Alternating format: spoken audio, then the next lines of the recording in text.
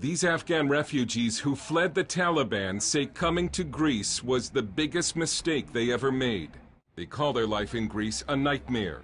They hide in their flat as much as possible to avoid being beaten up in the street. And they told us if they could, they would go back to Afghanistan immediately. The only thing worse than being in Greece during the economic crisis is being a refugee or an immigrant. The economic collapse has turned many Greeks against outsiders, especially from non-Western nations. Greece's economic meltdown is causing society to unravel, and some are looking for scapegoats. Greece is one of the main entry points for illegal immigrants into the European Union, and a new report by Human Rights Watch says the number of attacks on foreigners in Greece is surging.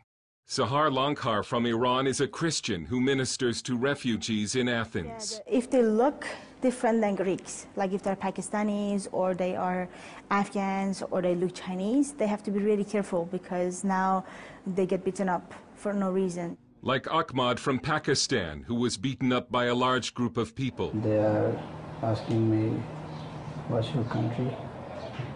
Then the beating. Some blame the far-right party Golden Dawn. Golden Dawn has been labeled neo-Nazi. They deny that, but this is what you find inside their offices: Mein Kampf by Adolf Hitler and a book of his speeches. Golden Dawn now holds 18 seats in the Greek parliament. It wants to use minefields to keep refugees out of the country. Golden Dawn has started to replace government services with its own, like food pantries for those in need. The spokesman says the food is free, but only for Greeks. It's not for non-Greeks, even if they're legal residents. This is only for Greeks of blood and ethnicity. They can come here and we will help them. Former government advisor Elena Panarides. Golden Dawn is a fantastic example of a sick government, of a failed state. A state that is not able to police itself, to control its rules, to enforce its own regulations. Golden Dawn also wants to start a Greeks-only blood bank and will come to your home if there's trouble, when the police won't. Golden Dawn is very well known to have established an equivalent to 1-800 number. People call Golden Dawn. These people are nothing else but bouncers. They use these guys to go in and then just clean everything up. They have the place painted and they give it back to you and they don't even ask you for money. This Greek said he keeps the phone number for Golden Dawn in his pocket in case of emergency.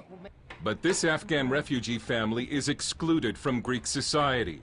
Finding a real job is unthinkable.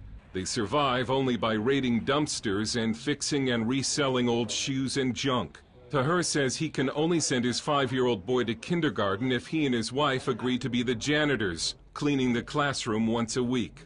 The Human Rights Watch report corroborates what immigrants told CBN News. The police and the courts are doing nothing to stop attacks on migrants.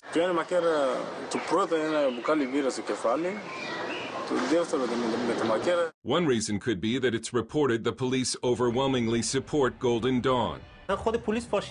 Tahir says the police are the fascists. Not only is there no protection from the police, they say the Athens police try to destroy their merchandise, sometimes running over it with police motorcycles. You never know when the fascists will attack, but when they see foreigners, they beat them up, especially women with headscarves. When they have to go outside, they travel only in groups. Sarah calls life in Greece terrifying. We ran away from the Taliban, and now we're stuck in something worse than the Taliban. With the Taliban, we would be dead and it's over. Here, it's torture every day. This family's home in Afghanistan was destroyed by the Taliban. They made a dangerous journey to come to Greece. The fact that they would rather go back to Afghanistan shows how dangerous Greece has become for outsiders. Dale Hurd, CBN News, Athens.